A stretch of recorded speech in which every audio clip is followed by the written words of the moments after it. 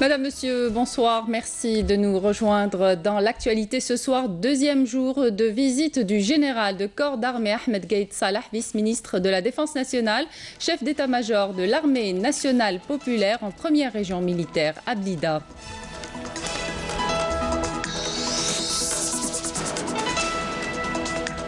Le ministre de la Justice, garde des Sceaux, en visite de travail à Médéa pour s'enquérir de l'état d'avancement des projets de son secteur. Tayyib Louh a procédé à l'inauguration du nouveau tribunal de Qsar el-Boukhari au sud de Médéa.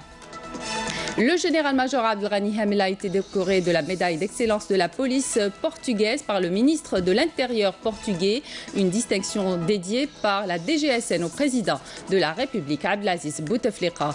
Tournée en Afrique australe du président sahraoui Ibrahim Ghali, où il a rencontré le président sud-africain Cyril Ramaphosa ainsi que le président Emmerson Mnangagwa. Bienvenue à tous. On entame cette édition avec l'actualité parlementaire. Séance plénière tenue ce jeudi au Conseil de la Nation. Elle était consacrée aux questions orales adressées à plusieurs ministres en réponse à une question sur les mesures prises par le gouvernement pour créer des centres d'études stratégiques. Le Premier ministre Ahmadou Yahya a déclaré que le gouvernement va de l'avant dans sa démarche pour la prise de mesures anticipées, la mise en action de dispositifs et de mécanismes à même de garantir la sécurité socio-économique du pays. En réponse à la question relative à la mise en place du mécanisme de protection des agents de police lors de l'exercice de leurs fonctions, le ministre de l'Intérieur, Nordin Bedoua, a assuré que les agents de police disposent de toutes les garanties et exercent pleinement leurs fonctions. Le ministre de l'Énergie, Mustafa Guitouni, qui a affirmé pour sa part que l'Algérie œuvrera avec les pays membres de l'OPEP et les pays hors OPEP durant la réunion qui se tiendra le 22 juin en cours à Vienne à garantir l'équilibre entre l'offre et la demande pour préserver la stabilité des marchés pétroliers.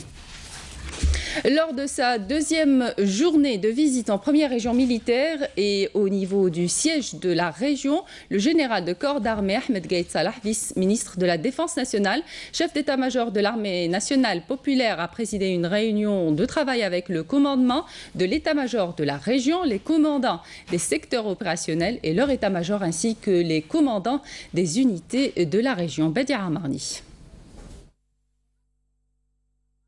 Au niveau du siège du commandement de la première région militaire, le général de corps d'armée a présidé une réunion de travail en présence des commandants de secteur, les commandants d'unités et les responsables des services de sécurité, où il a prononcé une allocution d'orientation à travers laquelle il a réitéré l'intérêt permanent et indéfectible que porte le haut commandement à l'optimisation incessante des potentiels du corps de bataille de l'armée nationale populaire et à la garantie des facteurs permettant le rehaussement de son état pré-opérationnel afin d'assurer une meilleure performance opérationnelle et de combat au profit de toutes ses formations et ses composantes, et ce, au service de l'Algérie et pour la sauvegarde de sa souveraineté, son indépendance et sa sécurité.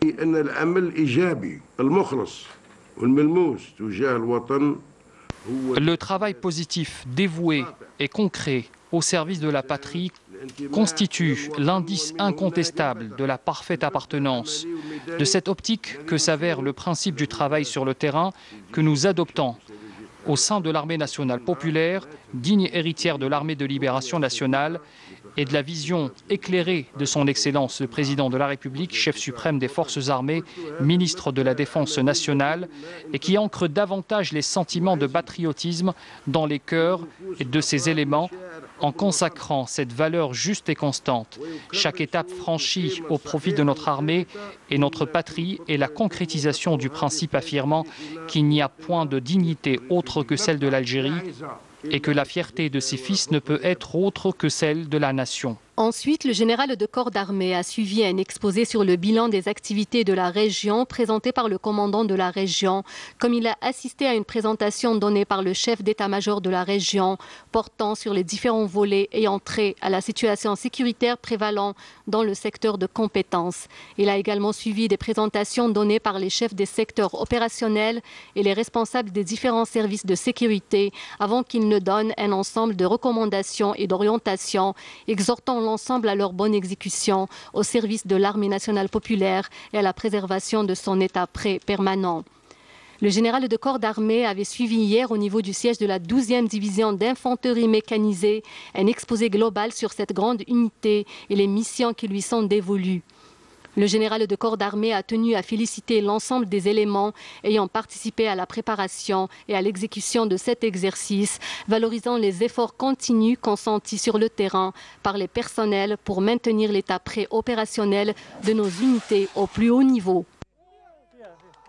Le ministre de la Justice, garde des Sceaux, en visite de travail à Médéa pour s'enquérir de l'état d'avancement des projets de tribunaux en cours de réalisation au niveau de 2 agglomérations. Il a présidé une rencontre avec les représentants de la société civile. Taïb Loh a déclaré en marge de l'inauguration du nouveau tribunal de Qsar el-Boukhari au sud de Médéa que les structures judiciaires spécialisées ont été mandatées par décision du gouvernement à procéder au recouvrement des amendes et des frais de justice dont le montant est estimé à 7 000 milliards de dinars non perçus par les services des impôts depuis plusieurs années. Et puis, à l'occasion d'une réunion avec la société civile, les notables de la ville de Médéa ont offert le tableau que vous venez de voir au président de la République en guise de reconnaissance aux efforts qu'il a déployés pour le développement de notre pays. Le ministre des Affaires étrangères, Abdelkader Msehel, a pris part aujourd'hui dans la capitale danoise Copenhague aux travaux de la conférence ministérielle Afrique-Pays nordiques.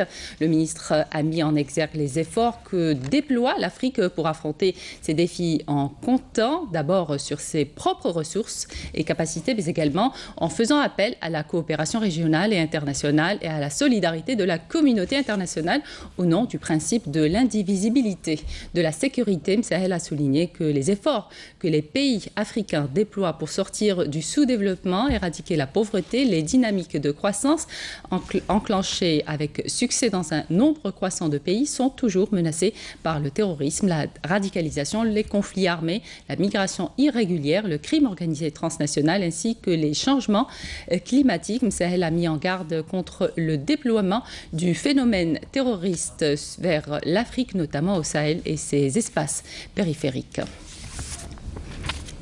Et en marge de cette conférence, le ministre des Affaires étrangères, Abdelkader Msehel, s'est entretenu ce jeudi avec son homologue danois, Anders Samuelsson. L'entretien a porté sur les relations bilatérales et les voies et moyens du renforcement de la coopération entre les deux pays. Une visite officielle au Danemark est prévue prochainement par le ministre des Affaires étrangères à l'invitation de son homologue, dont la date sera arrêtée d'un commun accord. Le ministre de l'Intérieur, des collectivités locales et de l'aménagement du territoire, Nourdine Bedoui, a reçu aujourd'hui le ministre délégué britannique chargé du Moyen-Orient et l'Afrique du Nord, Lester Bort. Les deux parties sont revenus sur les opportunités de coopération, l'évaluation du dialogue politique entre les deux pays ainsi que l'échange de points de vue sur les questions régionales et internationales d'intérêt commun.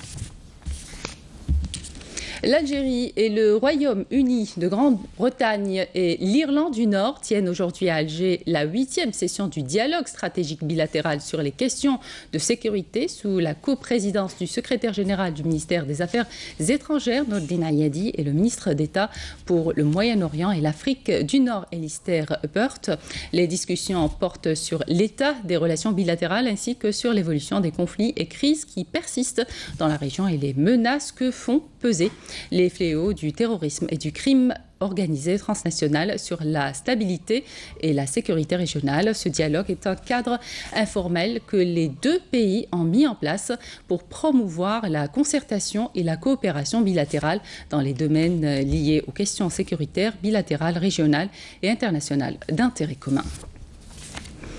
Le directeur général de la Sûreté nationale, le général-major Abdelghani Hamel, s'est entretenu aujourd'hui avec son homologue portugais Eduardo Cabrita sur les voies et moyens de renforcer la coopération bilatérale entre les deux pays en matière d'échange d'expériences et de lutte contre toute forme de criminalité. Et lors d'une cérémonie organisée à Lisbonne, à l'Institut supérieur des sciences policières et de la sécurité intérieure, le général-major Abdelghani Hamel a été décoré de la médaille d'excellence d'excellence de la police portugaise par le ministre de l'Intérieur, Eduardo Cabrita, en reconnaissance de ses efforts déployés depuis son installation à la tête de la Sûreté nationale. À cette occasion, Hamel l'a dédié en son nom et au nom de plus de 240 000 policiers cette distinction au président de la République, Abdelaziz Bouteflika. Je vous propose d'écouter la déclaration d'Abdelghani Hamel.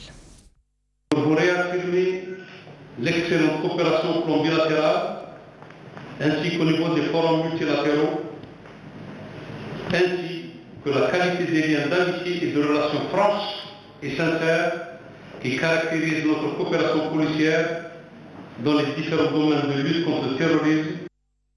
Et dans le souci d'instaurer le principe du dialogue et la concertation, la ministre de l'Éducation nationale s'est réunie au niveau du siège de son département avec les partenaires sociaux pour un travail de concertation dans le but de lutter contre le phénomène de la fraude électronique au baccalauréat.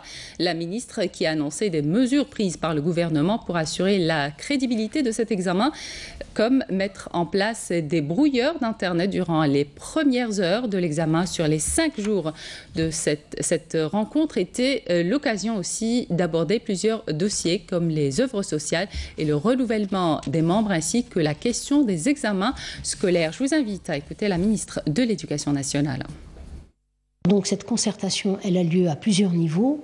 Donc aujourd'hui, on fait un peu le bilan de la présence des partenaires sociaux dans au moins 8 commissions de travail que nous avons avec l'administration centrale sur divers points qui touchent aussi bien la question de la mise en œuvre de la charte que la problématique des œuvres sociales, la problématique des textes d'organisation. Éducation toujours, des cours de soutien scolaire en ligne dispensés en direct gratuitement au profit des élèves qui passent le brevet et le bac. C'est désormais possible grâce à likoul.dz, la plateforme numérique à l'initiative de cette opération lancée depuis le 1er mai dernier et qui se poursuit jusqu'au 14 juin. Pouchaboli. Likoul.dz, une plateforme d'enseignement numérique qui offre des cours de soutien en ligne aux élèves des 3 paliers.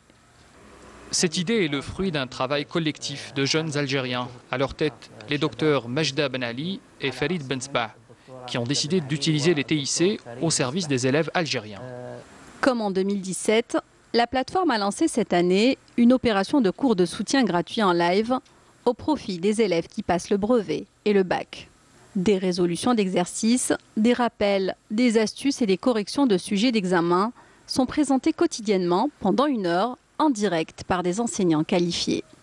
On a déjà fait cette expérience l'année dernière. Cette année, on a commencé à donner gratuitement des cours aux élèves qui passent le brevet et on continuera jusqu'au 14 juin avec les élèves qui ont le bac.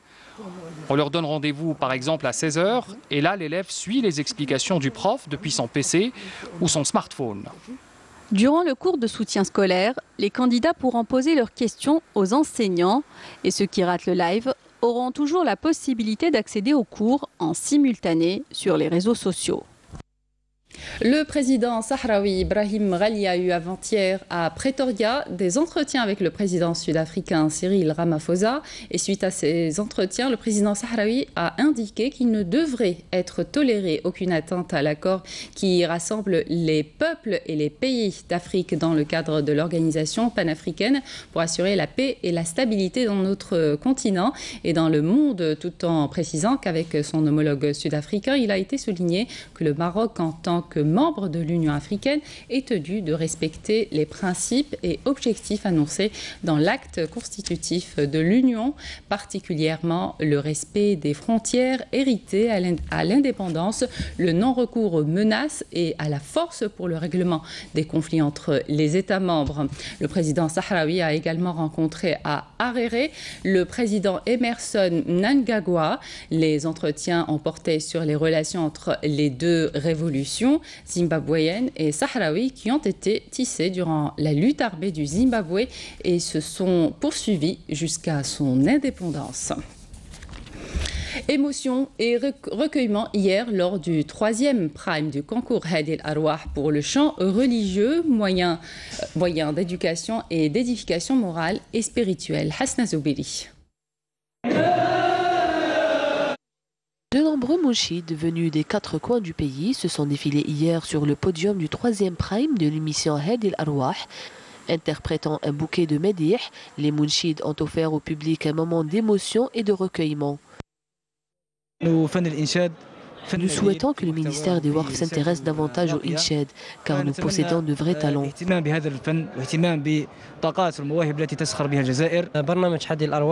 un concours qui séduit de nombreux mounchids. Heureusement que j'ai eu la chance cette année d'y participer.